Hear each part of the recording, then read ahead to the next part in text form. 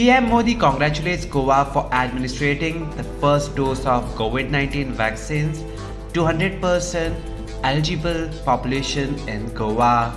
On 10 September, Goa CM took to Twitter and announced the following: I congratulate our doctors, nurses and healthcare workers for administering the first dose of COVID-19 vaccine to 100% eligible population in Goa.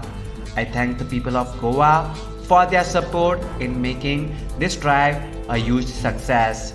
Reacting to CM Pramod Sawant's tweet, PM Modi tweeted and said, "Well done Goa, great effort powered by a collective spirit and the prowess of our doctors as well as innovators."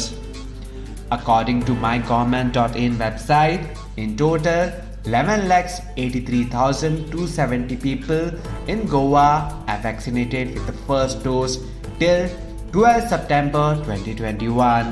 In total, 4,78,525 people are vaccinated with the second dose in Goa till 12 September 2021.